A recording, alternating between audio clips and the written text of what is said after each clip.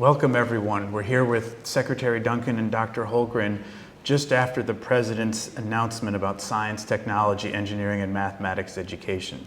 The President just announced a tremendous partnership between private industry and the government to really excite and motivate students all around the country to get involved in math and science careers. We're going to have a brief online discussion and respond to your questions that you're posting on the website. Secretary Duncan, why don't you begin and introduce yourself to the community here and tell us a little bit about why the announcement excited you so much. Hi, I'm Arne, Duncan. This is a pretty extraordinary day for the STEM fields in our country.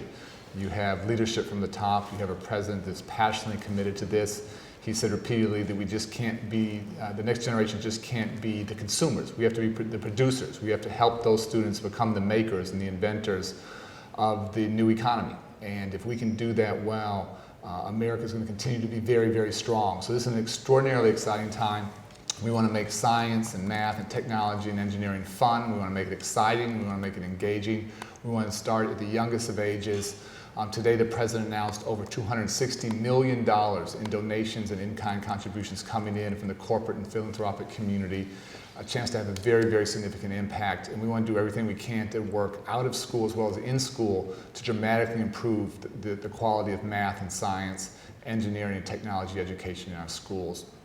This is not just a Department of Education initiative. This is a leadership that's coming straight from the White House, and with us is Dr. Holdren, who's the President's advisor on science education. He's done a phenomenal job of working with us, working with NASA, working with NSF, and I'd like to turn over to Dr. Holdren to talk about what we're doing not as a Department of Education, but as an administration.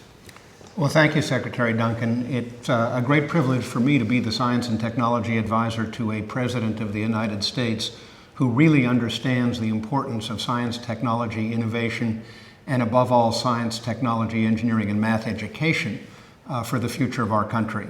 The reason the President has launched this set of initiatives from the White House in cooperation with the Department of Education, the Department of Energy, NASA, the National Science Foundation, is that he understands that the importance of doing a better job of educating our kids in science, technology, engineering, and math is really threefold. We need to generate a new cohort of scientists and technologists who are going to make the breakthroughs that help us address the great challenges we face in the economy, in the environment, and national security.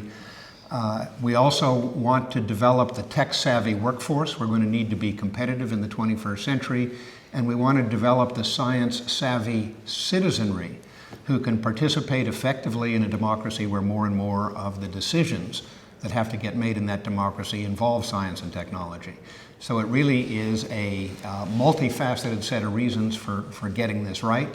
And we're determined to get it right. This is a high priority for the President, it's a high priority for me, a high priority for Secretary Duncan.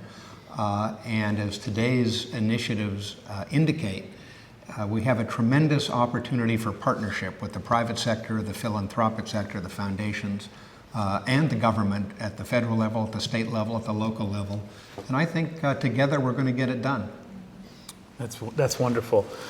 So the President ended his remarks really with a call to parents. I'm going to pull a question from Merton Thompson from Louisville, Kentucky, who echoed that. Secretary Duncan, what's the role of parents within a child's education?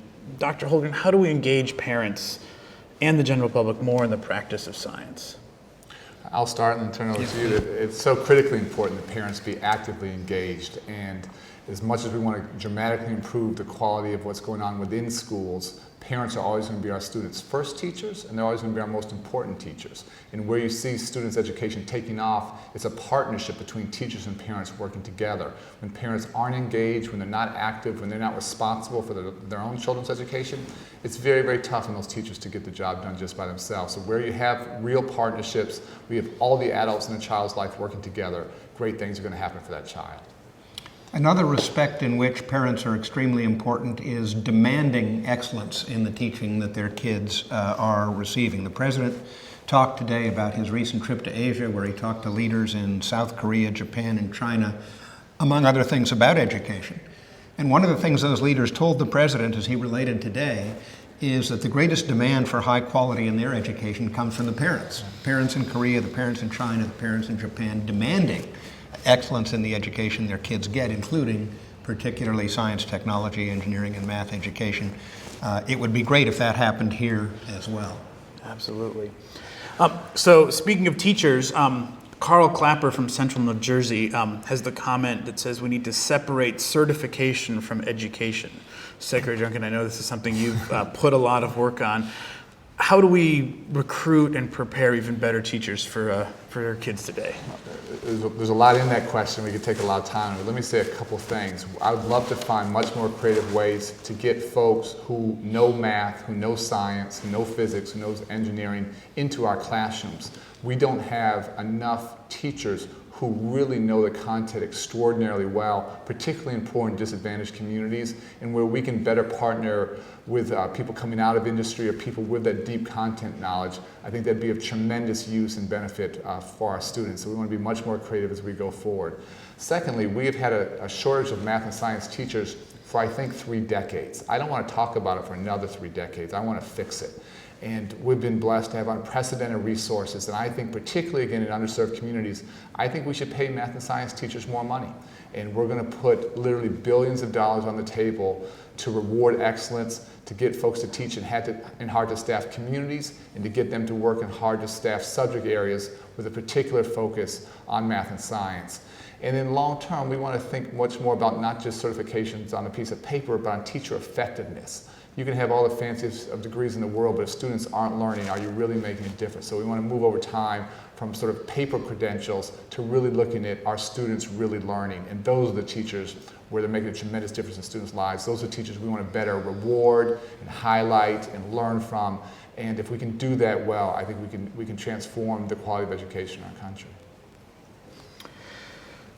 I'll go to a question from Ross Parent of Denver, Colorado, who comments about FIRST Robotics. You saw on the president's announcement a wonderful robot and some really charming kids, very proud of their invention. Secretary Duncan, you had a career as a professional athlete before you became an educator. What's the role in competitions like FIRST in exciting and motivating kids? And Dr. Holdren, how do we get the scientific community to help kids build those robots and create those kind of catalyzing after-school programs?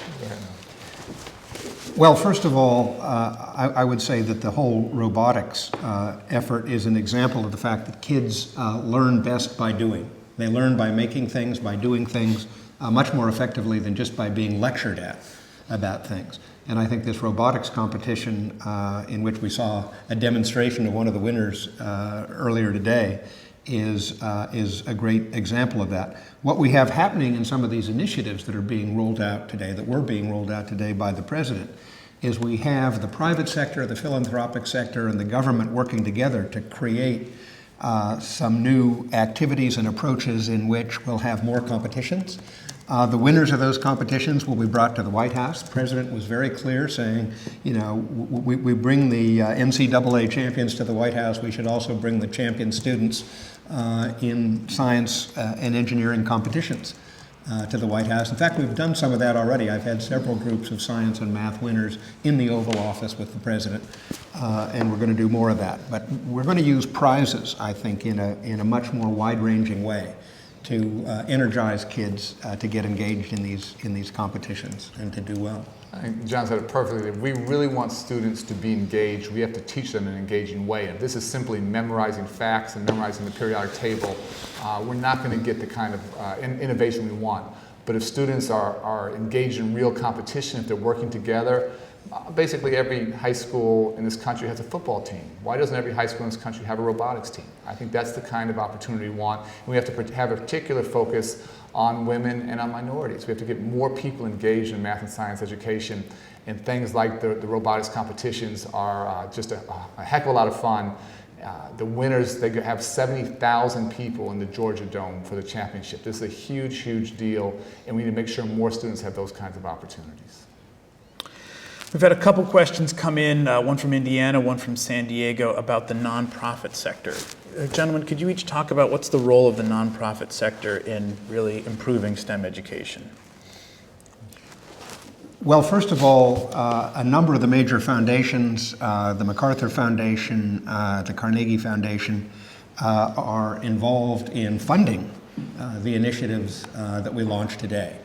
The philanthropic sector is committed, I think, as the private sector and the government sector is, to lifting the level of science, technology, engineering, and math education in this country. And what the philanthropic sector does when it's committed to something is it comes up with some of the money.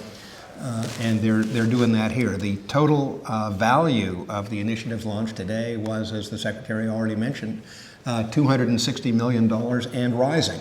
We expect that number to go up as more partners stand up and start to participate. This is the kind of thing that's so important for our country that we all have to be working together. This has to be all hands on deck. So we're going to try and step up our game. Again, you have a president who's passionately committed to this, has put together a leadership team to work hard, but the government can't begin to do this alone. You have to have the nonprofit sector, you have to have the schools, you have to have the corporations, you have to have the foundations working together. And those kinds of partnerships, those public-private partnerships, are what's going to lead the country where we need to go and to provide all students with the opportunities they need, particularly from an early age, to be engaged, to be learning, and to really start to build their passion for math and science and technology. I should have mentioned, by the way, the Gates Foundation, the Bill and Melinda Gates Foundation, who along with MacArthur and the Carnegie Corporation of New York are major funders of the initiatives we rolled out today. Great. Here's a question from Colette Casalini, or it's actually a statement, but I thought both of you might want to respond to it. She says, support the teachers with professional development opportunities to bring these types of programs into the school. Otherwise, it won't happen. What do you think of that? She hit the nail on the head, and we want to do really innovative things in the summers and after school, and with TV programming that's much more focused on math and science education. But if we don't impact what's going on in the classroom, we're never going to get where we need to go. The more we can provide high quality professional development so that teachers have a deep content knowledge, that there are huge benefits. It's just simply the only way we're going to get there. And so whether it's partnerships with universities and higher ed institutions to create those meaningful professional development opportunities and really create those content-rich environments that our students desperately need, it is just absolutely critically important. And so that's got to be at the heart of our collective efforts, is improving the quality of instruction in classrooms. We have a few questions here about measures of success in testing. So I thought maybe you could respond to some of these. A question, how do you change measures of success to reflect this new way of learning about inquiry, about engagement, about solving problems? I'll say that the end goal, how do you measure success? Ultimately, the president's drawn a line in the sand. He said by 2020, we want to again have the highest percent of college graduates in the world. And America used to lead the world 2.5 decades ago in the number of college graduates. We've flatlined, other countries have passed us by, and I think we're paying a price for that as a country. We have to educate our way to a better economy. So at the end of the day, everything we do has to be towards that ultimate goal of getting many more of our students graduating from high school, dramatically increasing graduation rates, dramatically reducing dropout rates, and then ultimately having many more of our high school graduates be prepared to compete successfully and graduate from college. We're putting through the Race to the Top initiative $4 billion out to states to work together to raise the bar and come up with common standards. As part of that, we have $350 million to come up with the next generation of assessments. So you have to go way beyond just sort of fill out the bubble test and really think about how you're helping students learn throughout their educational trajectory. We have 48 states, 48 governors, 48 state school chiefs working together, and over the next couple of years, I think we can really break through on a critically important issue. Raise the bar for everyone, higher standards, but then have much better assessments behind those. That's fine. So we've had a couple people on the blog roll here ask about dollars. Secretary Duncan, you mentioned a few pieces there. Maybe you could provide a summary of what the Department of Education and the other federal agencies are doing around spending in this arena. Well, I'll start just in our department and turn it over to Dr. Holdren to talk about what the entire administration is doing.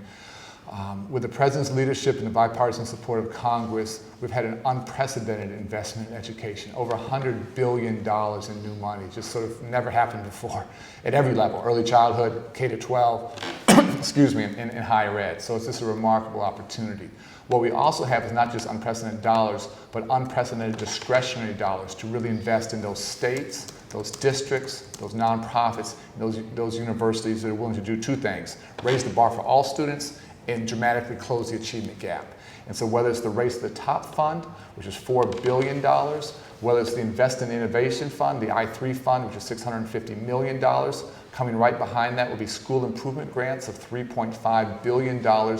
We've never had a better opportunity to invest in what's working.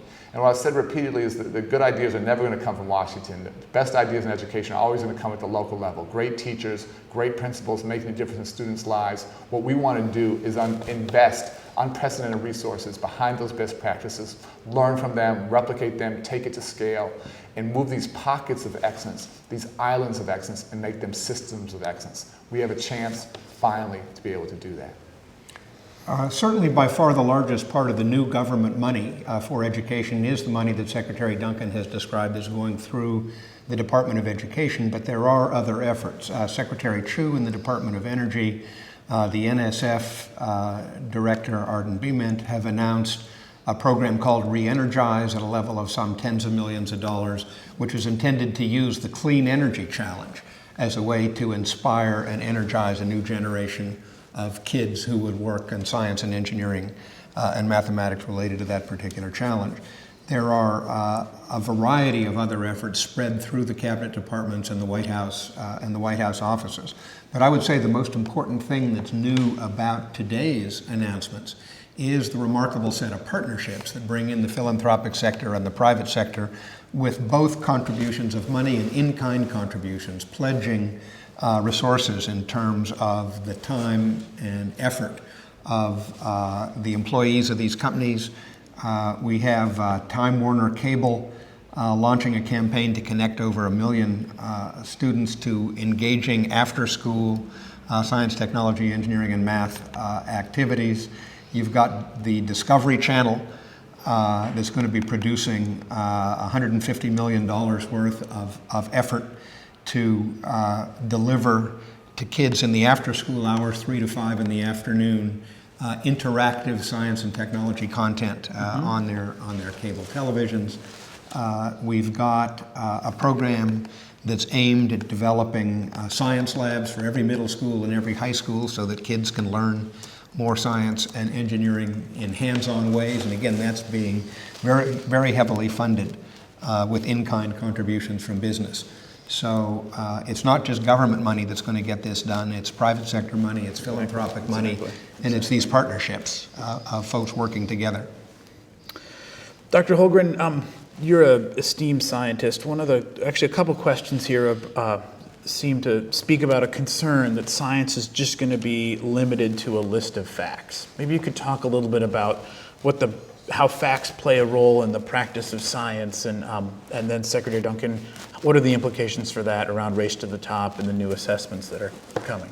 Well, first of all, I'd say science has never been just about facts, and science teaching should never be about memorizing facts. It should be about understanding concepts, figuring out how to think both critically and creatively about problems.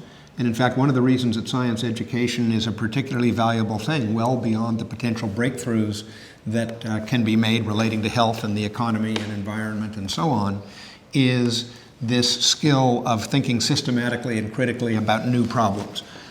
It's always more important to be able to think creatively about new problems than it is to memorize the facts about the old ones, although we also believe that facts are important in decision making. When we think about the decisions the government faces where science and technology are involved, we want those decisions to be made in light of the best knowledge that we can bring to bear, the most relevant facts we can bring to bear. But when you're thinking about training the next generation, you much more want to think about understanding how science works, understanding how to think creatively and systematically. So one last question for you both. It sort of touches on something a little bit earlier. It's from New York. It asks, what policy initiatives are planned to make teaching as the first choice for a new grad instead of choosing to head to Wall Street or to industry? I'll start, and I think that's one of the most important things we can do. Over the next 4 to 6 years, we have as many as 1 million teachers who are going to retire. So baby boomer generation that's going out, and our ability to attract and more importantly retain great talent over the next 4 to 6 years is going to shape public education in our country for the next 30 years. It's an absolute generational shift. And so we're spending a tremendous amount of time thinking about how we make teaching the revered profession that it needs to be and should be. How do we get the hardest working, most committed to come into education? We have lots of ideas around recruitment. Let me say one thing very specifically that we're not fighting for, we're not working on, is done. As of July 1st, Congress passed what's called income-based repayment, IBR. And folks who graduate either from college or from a school of education or a doctor or a lawyer or someone finishing their PhD in science, their loan repayments will now be indexed to their income, and after 10 years of public service or teaching, any loans they still have outstanding will be eliminated, will be erased. And so there are many folks who historically wanted to go into education but simply couldn't do it because they had loans of $60,000, $80,000, $100,000. So rather than following their heart and following their passion, they do other things. With income-based repayment now, dramatic reductions in loan repayments, and then ultimately after 10 years of service, those loans are going away. So this is the start of a very serious effort to remove the financial impediments to teaching, but then put in place a series of incentives to get the hardest working, the most committed, the most talented to come into education and serve our children. This is a national call to service. As the Secretary says, we need to pay our teachers better. Certainly, we need to respect them more. Another thing the President pointed out from his trip around Asia and his conversations about education in those countries is the degree to which science and engineering and math teachers get a degree of respect in the society that's equivalent to the respect accorded other highly trained professionals, physicians, lawyers, and so on. Another thing we can do is make it easier at the stage when these folks are doing their college education. We can provide financial aid that is tied to the willingness to take science and math and education courses together and become prepared to be an effective teacher in these domains. So thank you both for participating here. Thank you for many of the questions that came through. I'm sorry we don't have the time to get through every single one of them. Do you have any closing comments, gentlemen? This is just an exciting time. This is great for children, it's great for the country, and we have to work together to make this happen. The President called for all hands on deck in this effort, as the Secretary already mentioned, and I think one of the reflections of all hands on deck is the sort of interest in the public that's reflected in this kind of webcast interaction. And I would say to all those who are watching, keep up your interest in this, keep engaging in every way you can, because we need the support of the whole public if we're going to make this work. Thank you very much.